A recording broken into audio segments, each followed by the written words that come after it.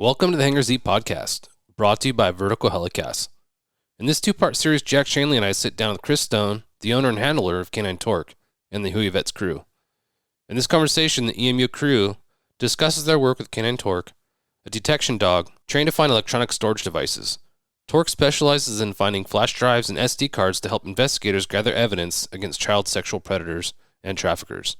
Torque is also a therapy dog providing comfort and support to veterans and children in hospitals and schools. The EMU Crew also shares their work with Huey Vets, an organization that uses helicopters to raise awareness about the forgotten heroes of the Vietnam War. We discuss the challenges and maintenance considerations of operating and restoring the Huey helicopter. EMU 309's Geoff Carr, a Vietnam vet, and his team discuss the battle damage and life expectancy of the aircraft during the Vietnam War. They also discuss the nonprofit nature of their organization and their mission to support veterans and raise awareness about PTSD. Thank you to our sponsors Bell, Dallas Avionics, and Metro Aviation.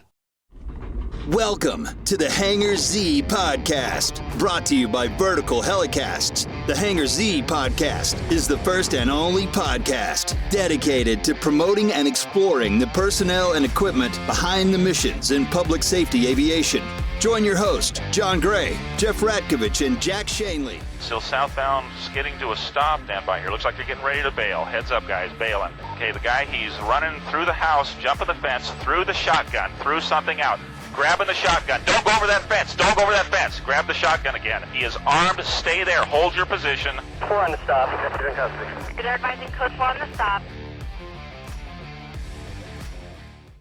And just real quick, I want to touch on the succession plan that you had mentioned with your son. Genius to bring him in, not only because of his experience, but you brought up, at some point he'll kind of lead the project. Can you talk about that succession plan and how you envision the program going?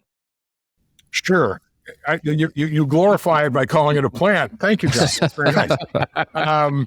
What happened is in 2003, when Peter and I decided over dinner and a drink, don't know what the hell we were thinking, that we ought to do this. We both had historical interest in aircraft going back to when we were kids. And so we decided to do it. And I drafted Brandon for 6 months. He was kind of wobbling around, going to school a little bit, and I wasn't sure what he wanted to do. And I said, give me 6 months. And then he worked on the project for 6 months. And 20 and a half years later, here he is. So apparently a testament to the futility of helicopter aviation. I don't know. But so the succession plan was sort of built up. He stayed on. If he hadn't, as I was just saying to him within the last year or so, frankly, if he hadn't come on, because then that brought on Croy and there's some other people that are on because of that youthful aspect of it, the project would probably be dying. And a lot of them are.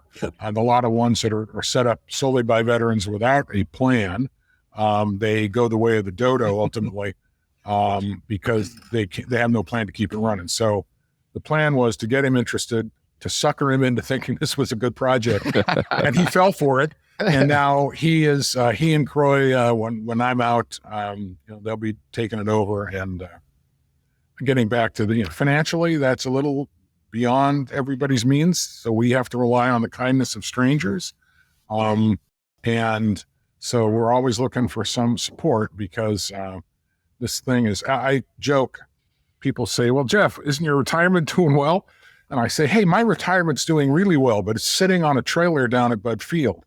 That I had to put a second on my house and then another one to repair it and to do all of this. Got that stuff paid off, but I'm not a rich guy. And we were able to do it on a budget. But now they need help with the money as things move ahead. Once I croak that's the plan. When I croak, they need some money. That's the plan of attrition. Yeah, there you go. They do say the greatest way to make a small fortune in aviation is to start with a large fortune. I think it's better if you just say that in helicopter aviation. People actually make some money in fixed wing. It's the helicopter that never really makes any money. At the joke, what Peter and I were in business running Hughes 500 or 2. We did that for 5 years, and we borrowed the money, blah, blah, blah. Did it for 5 years, did force contracts, did a lot of the things you guys know about. And at 5 years, we decided, yeah, that's kind of it. We're done. And we sold the assets And my accountant said to me, Geoff, yes, great news. Guess what? 5 years. You broke even. I went, wow, I should be on the cover of Forbes magazine. I broke even in the helicopter business in 5 years. That's funny. Well, you guys, I mean, you cater to government stuff. And I was talking to the guys a little before that, is that sometimes people involved in government stuff, you have a little different view of it because the government doesn't require you to make money with these things. You just have to operate them properly, right? And it's once you get outside of that the difficulties in our industry are out there of operators who don't have the financial resources to take care of their aircraft properly, safety stuff. All you know that. I don't need to lecture to you. Well, you talk about the financial setup of the organization. Is this a nonprofit organization that people can? Okay. Yeah, I set it up as a 501c3 nonprofit in 2003. Took a lot. It's not easy to do. Most old farts running around with Mustangs or whatever don't get the 501c3 because the IRS knows that's just them projecting. But we did, and we still do it. In order to get that, we do educational stuff. We do veterans things. We do flyovers for funerals, but it was the educational public outreach component that enabled us to get the 501c3, which we still have to do enough every year to justify. And that's where our 25 hours comes in, is that's what we do.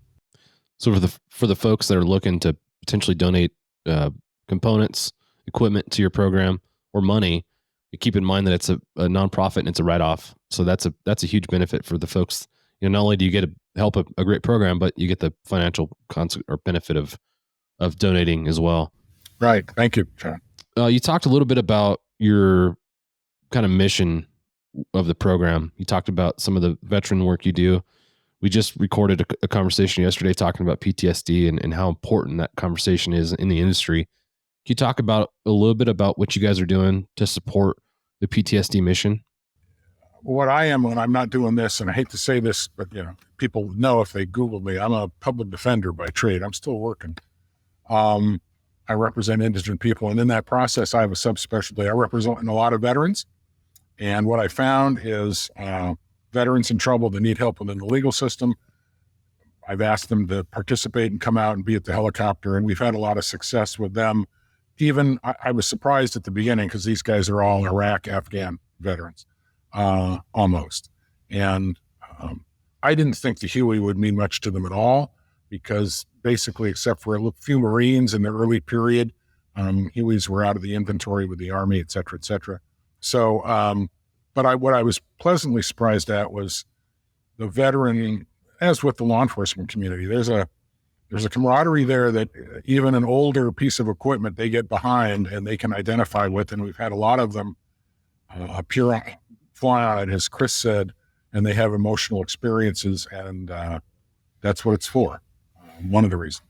That airframe is it's part of the culture of America in a lot of ways. I mean, you would be hard pressed to name another airframe that so many people know about and have seen and have heard. Just the other day, the even today when they show a four-bladed rotor head, they still use the Huey noise track in movies. Oh, it's amazing. Don't get me started on helicopter sound in movies. Oh my gosh, that's one of my pet peeves. But what I agree, Croy, that the Huey sound is used all the time. It was a while back. I'll tell a funny story quick. A while back, a friend of mine was the consultant on Bosch, and I would give him a hard time and say, hey, every time Bosch is out on his patio, they add helicopter noise there because it's LA and there's always helicopter noise. And it sounds like Vietnam. It's a Huey. There's no Hueys flying around LA on a daily basis. You got to put some Jet Ranger noises or A-Star noises, and we would joke about it. But you're right. Some Robinson noises. But it's an iconic airframe. It's an iconic sound.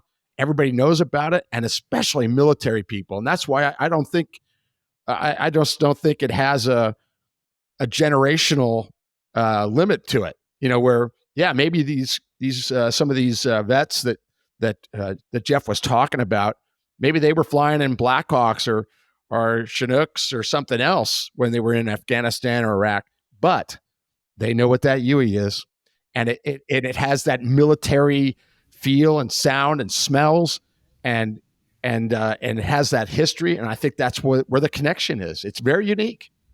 Geoff doesn't quite realize this sometimes, I think, but one of the other things that he's been preserving is the crew ethic. So it doesn't really matter what helicopter you fly in the military. If you come and fly in the Huey with us, you'll immediately recognize that there's a pilot, there's a co-pilot, and then the two people in the back operating the helicopter. We don't ever fly it alone. We fly with a crew of 4. Yeah, that's good saying. Yeah, that's one of the things we have done more than anybody else that I can see, following them online or whatever. We actually never fly, and we never stuff people in the back without crew. We fly it with the guns on.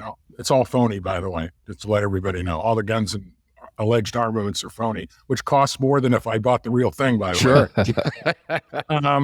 But we fly with a crew of 4. The classic sort of crew is I fly in the crew chief position on the left, which is what I did for 2 years. Brandon flies in the gunner position. He's also learning to fly, but then Croy is chief pilot on the left or right on his choice, and then the co-pilot takes the other position. But then there's a crew ethic, and that ethic, what got us through Vietnam, what got anybody through low-level hell, it wasn't just one guy on a stick in a helicopter. It's a crew, and with a loach with Hugh Mills, it would have been 1 or 2, an observer and a gunner in the Hughes 500, the loach, or here it's 4, and that is important. The other thing, though, on noise, I got to tell you, one of the things that it would be hard to replicate and even to communicate to people about is as a helicopter goes over. With the Huey soundtrack. With the Huey soundtrack. That for you, Jack. Thank you. This right there. Now, bigger lifts with these things. You fly 8. Some units did 10. We always kept it to 8 because over 8, you get too much slack at the trail and they get too much water wash. So we kept it to 8. But 8 of these H models, like behind me, with 16 M60s shooting and 2 gunships, 2 Charlie model gunships, and a command and control. The noise of that, the soundtrack of that is, in my lifetime, unrepeatable and very difficult even to explain. Yeah. How much noise that is. And then you get the other fun stuff, which are the little piquant, they're shooting back at you and there's little holes going in your aluminum and there's all that stuff. But the soundtrack of that life is interesting. It's interesting for you to point it out. It's very unique. And for you, Geoff, that's experienced that with the sounds of rounds going in through your aluminum as well, I might add, that just makes it even more unique for you and for vets. For vets, I love that you're using this platform, this gorgeous helicopter. That it's not just a pretty face. It's doing good. I mean, you got torque in the back, and you got vets that are struggling and suffering, and it's helping them with their fight and making them better. And that's so important. It's so important. We talk about it on the podcast regularly. And like John said yesterday, we had a long conversation with Dr. Tanya Glenn about PTSD and what she's doing for vets and law enforcement and first responders. And she'd be the first to applaud what you're doing with that airframe. And we are running out of vets, by the way. So we are looking for more volunteers because as much as the helicopter is a part of it, the vets that are here are also a part of it. And so, when a grown man comes to the helicopter and starts crying, you kind of need other grown men around him to support him in that. It's not good for them to be alone in it. Brandon and I are not military, so I've seen it and been around it my whole life. All my bosses were Vietnam vets, and but I don't have the experience, so it's nice to have vets around the helicopter also. No doubt. Some so of them. Important. Veterans can be a cranky mob too. I mean, let's not get too esoteric. I'm not saying I enjoy it. They just need to be here. Necessary, It's like the FAA. I mean, yeah, that was deep. On that, I think it's kind of a good opportunity. I'd like to hear about you flew with Andy Perry. He was your pilot in Vietnam. Thanks to our sponsor, Dallas Avionics, who provides innovative products to law enforcement, the Department of Defense, Homeland Security, military, air medical, search and rescue, and special missions operations. Dallas Avionics distributes OEM equipment, including communications equipment, digital audio systems, PA systems, flight tracking, and other mission-critical devices. Visit DallasAvionics.com for more details. Yeah, it was my first aircraft commander, and he's actually, just to let you know, right, hot off the presses. I had 3 permanently assigned aircraft commanders in the 19 months I was flying slicks as a crew chief. And in our unit, they paired up an aircraft commander with a crew chief. And there's reasons for that that make a lot of sense. Peter pilots, co-pilots would come in and out. Gunners would come in and out. But you were a pair. So I had 3 of those. Andy was the first. He's Australian. And then the second was an American named Pat Collins, and then the third was a gentleman by the name of Jack Bradley. One of them contacted me out of the blue just 3 weeks ago and said, "Hey, Geoff, we got to do a reunion with all 3 of your aircraft commanders and one of my permanently assigned gunners I had for a while, who I lived with a lot." So November of this year, around Veterans Day, we're going to have all 3 of my aircraft commanders and my longest serving gunner here to have a little thingamabob.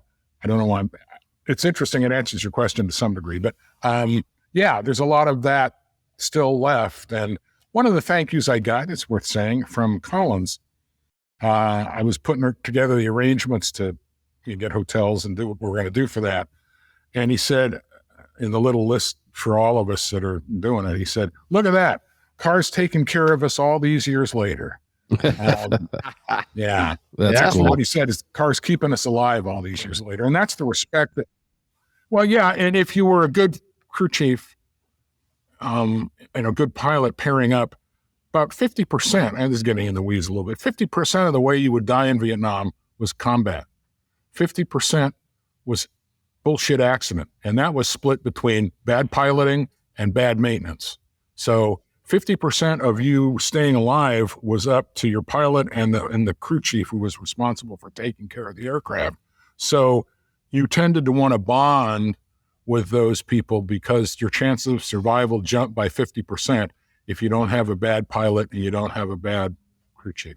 Yeah. Wow. That's an amazing stat right there. Jeez. Can you kind of talk about the healing that comes as a result of this aircraft being present?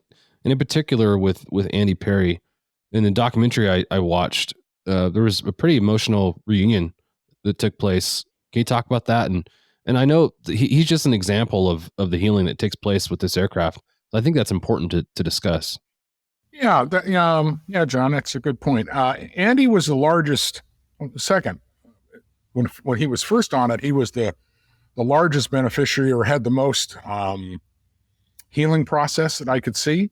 That he really needed it. By the time we got him here to be involved, he was at a very difficult point in his life, and he really needed to be here and to take part in it. And he's come back and forth a lot and stayed for a long time. And then there's another gentleman, we have his photograph up over on the wall, who only came once. He was crew chief on a Cav helicopter, 7th to 1st Cav helicopter that I was flying next to when his aircraft commander took a headshot. And I was close enough to see him have to go forward. And Jack, you probably know, the armored seats in this, you put up the little red handles, they go back. So you get wounded and dead pilots off the stick, right? So I saw him have to do that. And he's the only guy I saw have to do that. I had to do it once myself, but he was the only one that I saw do it. And I didn't know who he was or whatever. And then his family started looking on our website and asked and wanted to bring him down because he was having a lot of trouble.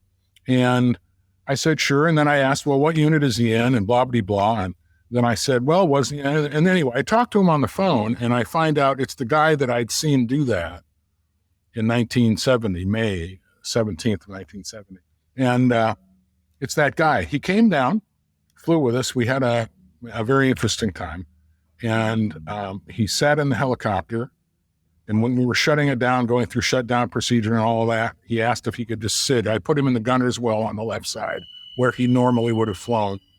And I said, stay there as long as you want. He said, thank you. And then we were getting ready to really close it down. He still wanted to stay. I said, okay, that's fine. And he said, I need to stay because it's home. Yeah. It's home. That's the most powerful thing anybody said that I've heard about it is there's a factor of that. If you fly these a long time together in a crew way, the crew and you think of these things as your home. And he died about a month after. He went home and had a stroke and died. So we have his picture up over on the other side. So there's two very deep tales of it. And then there's me.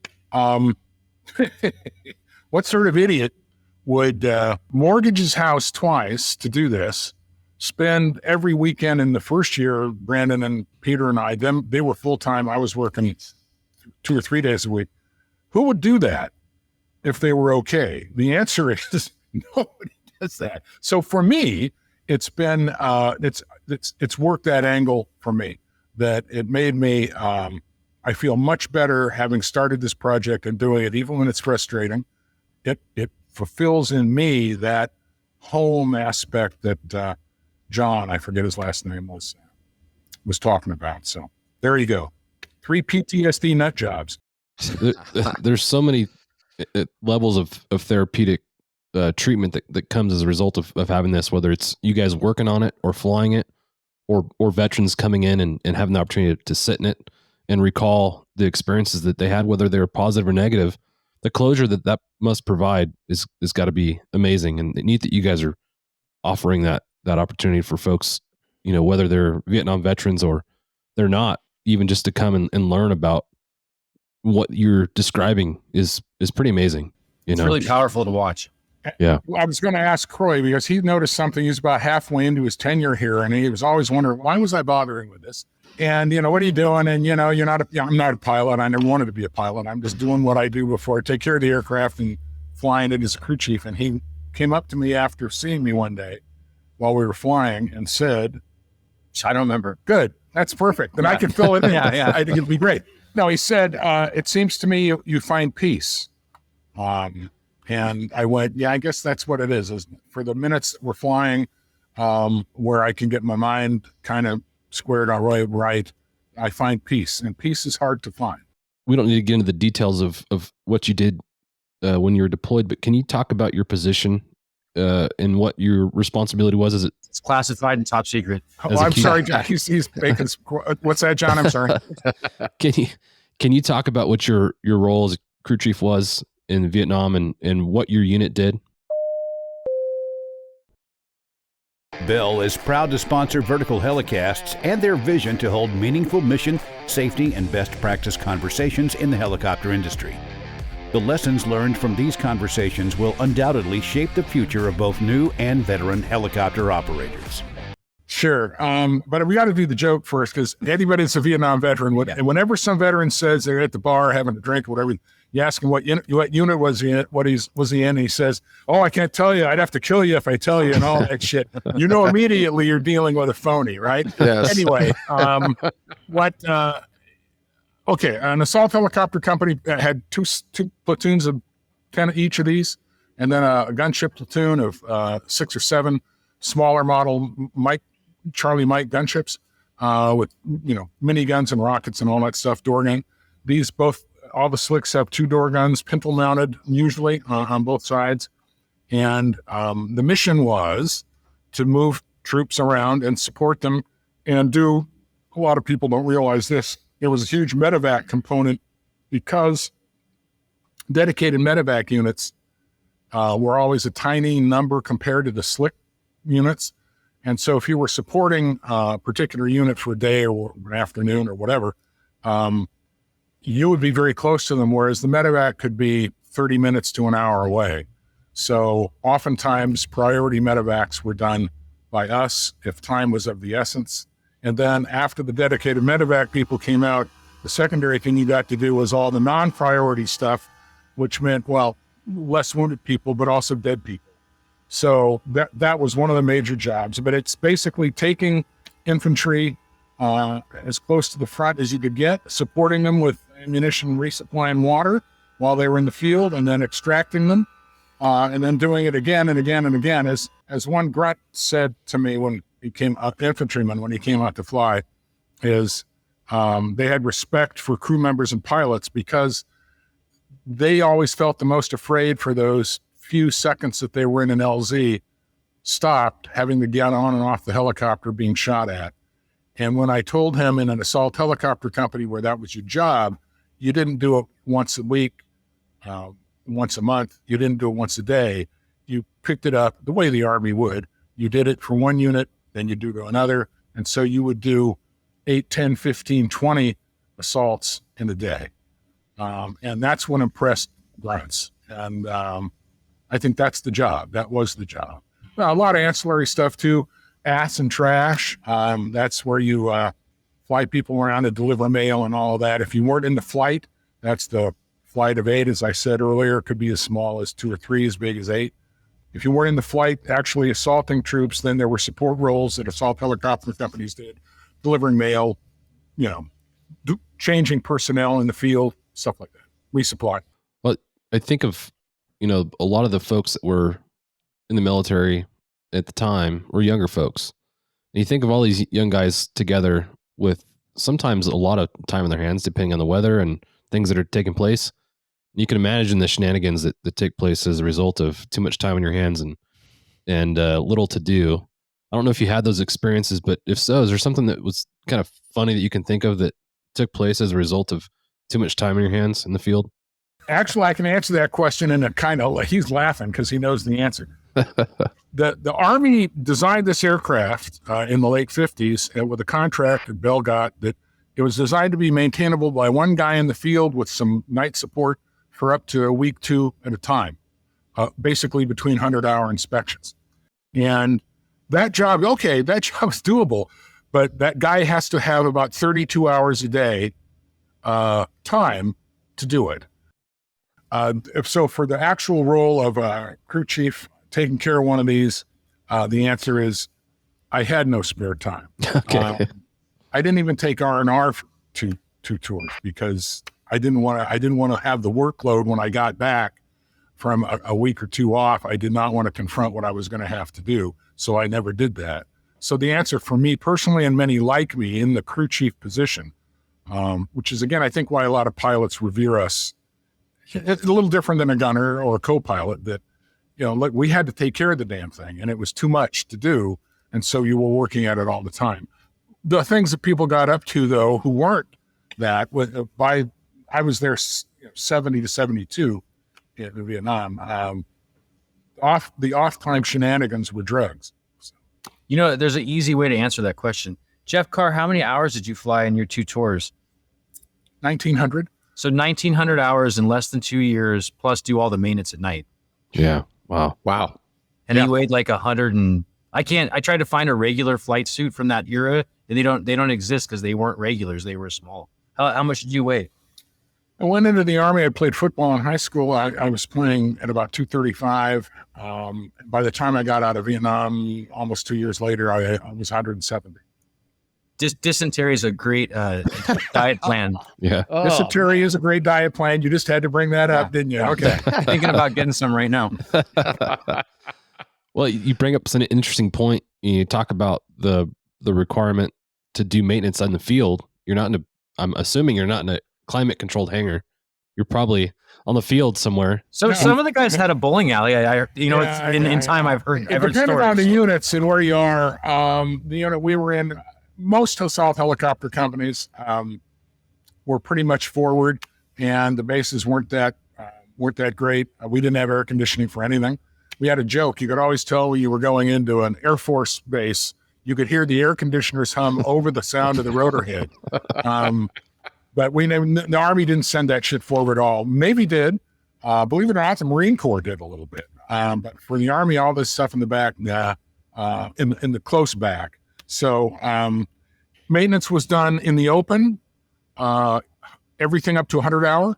And 100-hour would go into a hangar. And then if the crew chief, if there were enough flight people where he wasn't needed to fly on another aircraft to fill up a crew, he would stay with the aircraft and assist doing 100-hour.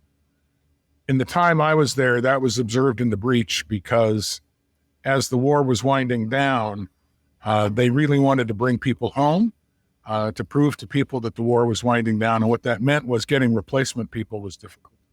So while we were still being asked to do the same job, we were asked to be doing it with, for example, when I was the platoon sergeant, I was supposed to have 22 per helicopter, two crew members per helicopter, and I never had more than 14. And what did you do to make the rest of that up? Well, you develop friends in maintenance or clerk typists or people. Hey, you guys want to come fly? And you gave them a quick training on a gun, and they flew. You talk about doing maintenance at night, and I hear a lot of people talk about the weather that took place in Vietnam. A lot of precipitation, a lot of humidity. You talk about maintaining aircraft. Just because it's raining doesn't mean you're not working on the aircraft. Can you talk about working in those environments? Yeah, it's a good point, John. Yeah, rainy season in Vietnam is fairly notorious. And yeah, you don't stop working because it's raining unless you want to be out there all night long. So you had to work through the rain. Conversely, you had to work through the heat with no overhead, no nothing. And then when the crews had to do the maintenance crews, they'd be a crew of like 6 to 8 guys. They were 100-hour people. That came into a hangar because that would have been impossible for them to do. It was pretty bloody impossible for us to do the first echelon stuff, 25-hour inspections, daily inspections, and stuff like that. But they could not have done 100 hours. Which includes like opening up filters and looking at chunk filters and stuff like that. So you're actually taking components off the helicopter that are open to the internals. So like, you're taking a field filter out or you're taking an oil filter out.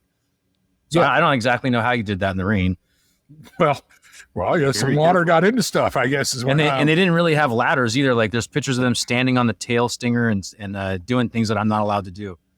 Yeah, believe it or not, that's an interesting anecdote. The one thing the Army didn't see to issue to crew chiefs operating these things in revetments, they're fortified positions, blah, blah, blah, with sandbags, looking ladder.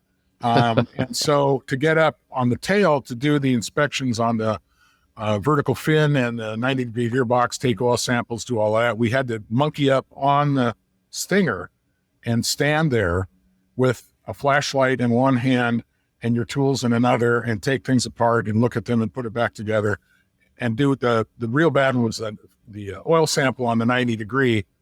And I did have one experience where they tended to stick a bit, and I was taking an oil sample and it just douched out. I couldn't get it closed, and it just douched out, whatever it is, half a quart.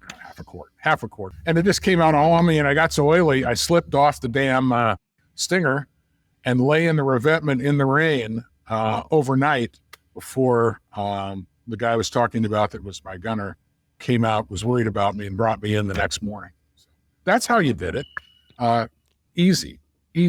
Brandon, I got a question for you. Yes. I'm not sure how much your dad talked about Vietnam as you grew up. I don't know. But how did getting involved in this project 20 years ago, how did it change you and what you look at your own father and his history? How did it change you in your outlook on what he did in Vietnam and what he did, his sacrifice and all that? Or did it? Maybe you knew a lot about it before, but how did it change you this past 20? Thank you to our sponsor, Metro Aviation. Metro Aviation, the world's largest family-owned air medical operator, offers comprehensive aircraft services with 140-plus aircraft in over 25 states.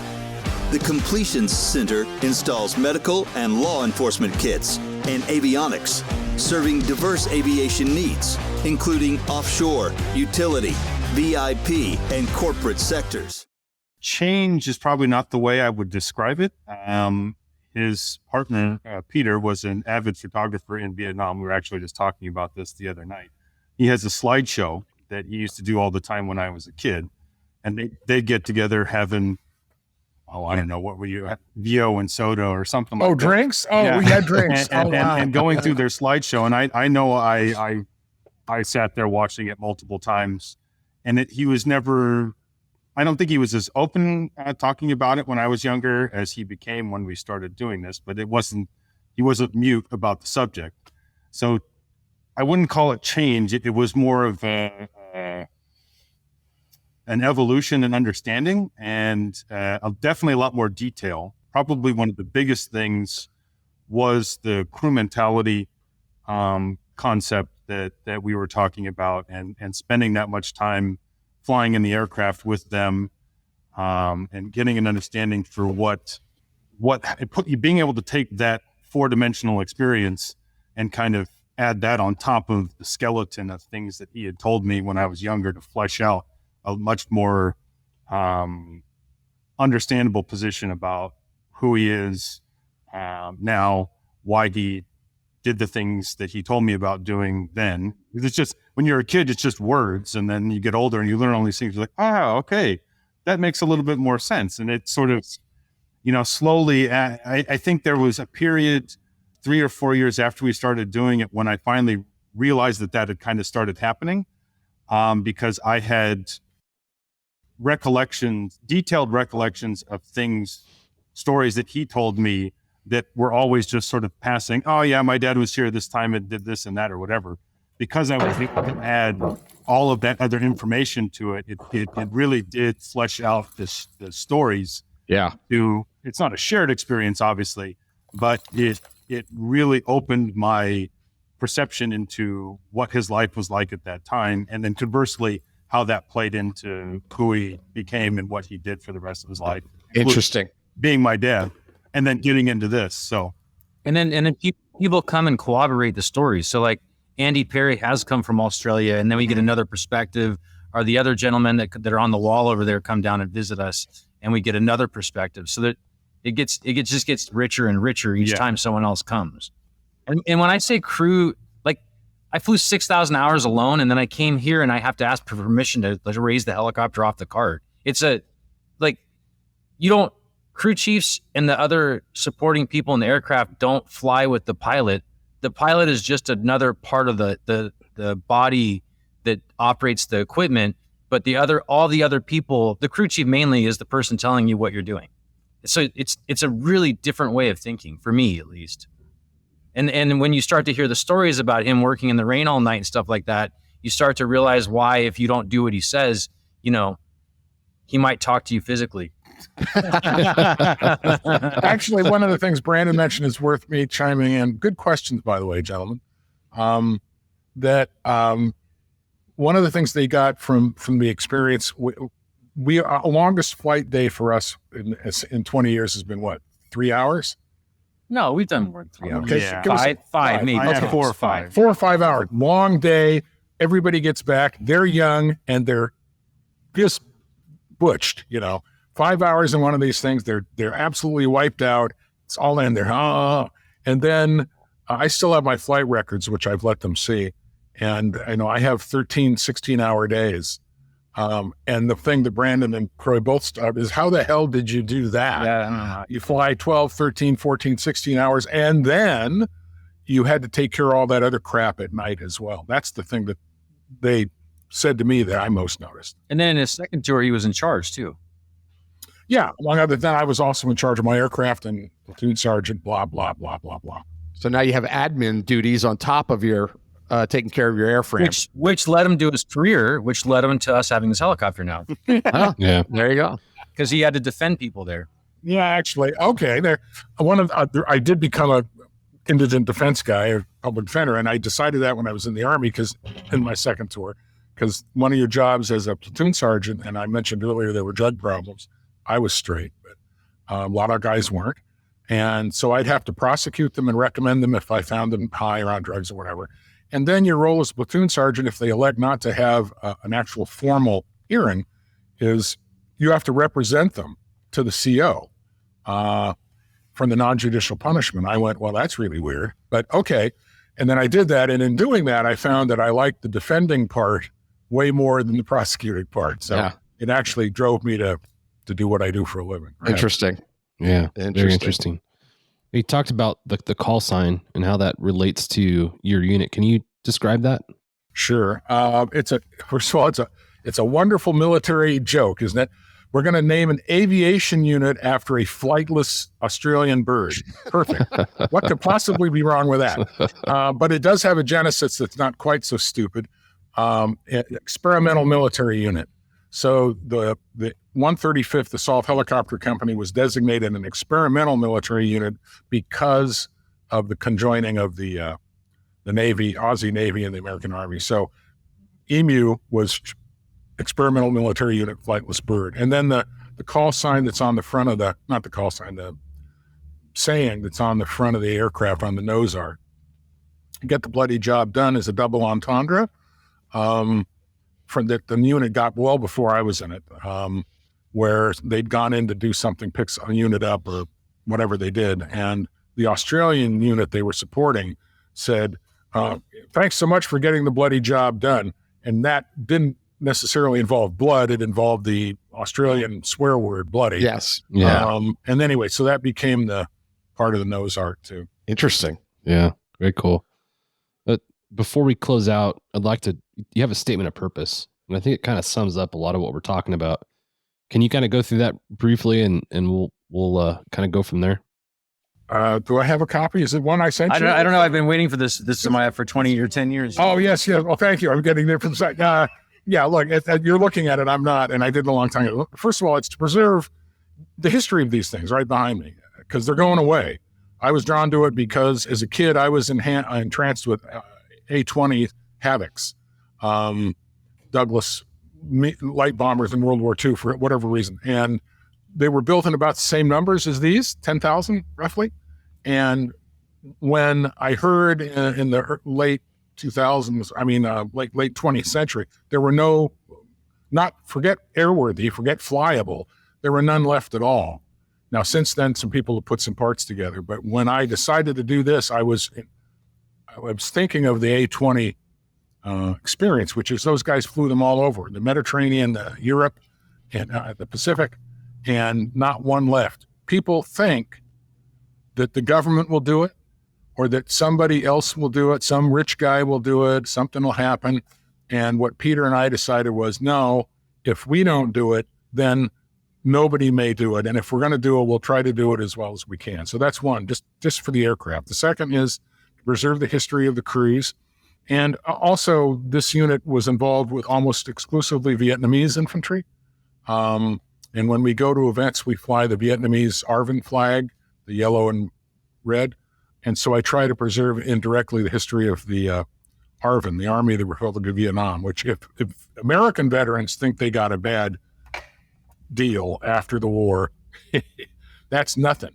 And having to live through the collapse of Saigon in 75 and see a unit that I supported be one of the last units defending Saigon and trying to do it and watch them all get killed and captured was hard. So that's in it too. Look at me getting, you get old, you get so damn maudlin, it's just amazing. And then it's the making it available to the public for these educational purposes. And I think we've succeeded. Financially, it's been a huge pain and we need help, but I wouldn't do it any other way. I wouldn't not do it because it's been rewarding, not just for me, not just for the veterans, but in a public sense. If we're successful and we can keep this thing moving ahead, and I call it the arrow of time moving ahead, putting enough head pressure behind a particular aircraft to keep her going, then if she were to be the last one actually flying around in some God knows when time, I would feel that was a worthwhile accomplishment. Yeah. Very cool. You guys are doing an amazing job. There's so many different kind of missions that it wrapped up in one, and it's impacted so many different people in different ways. It's really interesting to hear about that. Yeah. One of the things that I read last night on the website was about the combo of the aircraft and torque here, and how the Huey and the Malinois, that there were three words describing the combination of Huey and Malinois: versatility, reliability, adaptability. Boy, isn't that the truth? That really hit me, because that aircraft right there did so many different jobs over its life, and it's particularly in Vietnam in different roles. And a Malinois is certainly like that too. They can do almost anything. really jumped out at me last night. I thought that really does say it all. The fourth one that doesn't get put in there is Malinois, as we've just heard, can also be kind of cranky. So can Huey's. So can Huey's, can be cranky too. Yeah, and Huey crew chiefs too, or no? Oh no, not at all. Never. No pilots. I'm just checking. We're all good. We're all good. No, Brandon, you have anything to say about that? Chris, anything you wanted to chime in on the? She's good. Okay. Well, Jack, any closing thoughts aside from? I have a couple. Okay. One is that when I got to air support in LAPD, when I got to air support with LAPD in 1997, there was still quite a few Vietnam veteran pilots in that unit, and I can tell you that they were incredible. I mean, I learned so much from them. One thing I really learned about them was that they were cool under pressure, and they didn't. I mean, they were just amazing. And then two of my chief pilots were Vietnam vets. One of them was Don Reeser. He flew with the 116th AHC. I texted him last night and told him about you guys, and he was like, "Wow, that's really cool." And actually, before you go ahead, Jack, yeah, this aircraft was in the 116th at one point. Oh my gosh! Yeah. Wow. Well, I'll tell you what, Don. I'm gonna call Don today and tell him that. That's really cool. Really, really cool. He would know it. Its actual tail number was 9870. So 9870. Yeah. 9870. Oh my gosh, that is really amazing. I'm going to talk to Don today. He's the best pilot I've ever flown with, by the way. I mean, just bar none, just incredible. And I'll just end with this. Just some stats that jumped out at me. That your website is fantastic. It's a history lesson. That website is a true history lesson, and I really enjoyed it. I love history. I love military history. I'm fascinated by Vietnam history, but just some stats for our listeners. 58,318 names are on that Vietnam Memorial in DC. 58,318. 10% of our military killed in action in Vietnam was in aviation. Amazing. 6,175 were involved in aviation, were killed during aviation operations. 2,200 pilots, 2,704 crew members, 1,269 passengers. Those numbers really impacted me last night, and I really just sat there and thought about that. Those are big numbers. This was high-risk stuff, and I just think it's really important what you're doing because of that. Because of that history, because of that aircraft that's behind you, much of it was related to that aircraft. I think it's so important what you're doing, and I really hope that our listeners, pay attention to that, spread the word, donate, try and help you find those rotor blades, because this is important stuff. And then you add a Malinois to it and Kris, and it just makes it all that much more special. So thank you all for what you're doing. From me personally, I think it's really important. I'm going to do everything I can to spread the word on this. John is too. That's why we have you here. We feel strongly about this. And so thanks for being with us, and thanks for everything you're doing, both with the Huey and with Torque. Thank you. Thank you, guys. Thanks for letting us podcast. Yeah, thanks for having us. Honored to have you. The last thing I'll ask is for folks that are interested in either donating equipment, components, or money, who is the point of contact and how could they get in touch with you guys? Kris. Me. The lady who's coming back for her dog. Yeah, she's been keeping Torque staying here by being off camera. So Kris will be the point of contact. And Kris, what's the best way to get in touch with you? Email, which is kris@hueyvets.com. Okay. Awesome. We'll push that out. We'll promote you guys and look forward to seeing you guys at some future events. And man, if we can make our way to your hangar at some point to see it in person, that'd be an honor. So hey, You could even get your butt in it if you want. That'd be amazing. Okay, come on up. Yeah. All right. One of the 25 flight hours for the year. Yes. Yeah. All right. Well, thank you again, and we'll catch you later. All right. Thank you, sir. Take care. Thanks. Thanks for joining us for this episode of the Hangar Z podcast. Don't forget to like and subscribe to hear more stories that promote the personnel and equipment behind the missions in public safety aviation. Lastly, stand by for a message after a word from our sponsors. Cheers. Thank you to our sponsor, Metro Aviation. Metro Aviation, the world's largest family-owned air medical operator, offers comprehensive aircraft services with 140-plus aircraft in over 25 states.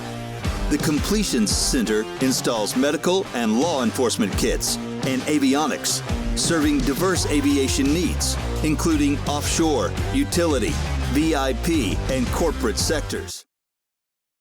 Bell is proud to sponsor Vertical Helicasts and their vision to hold meaningful mission, safety, and best practice conversations in the helicopter industry.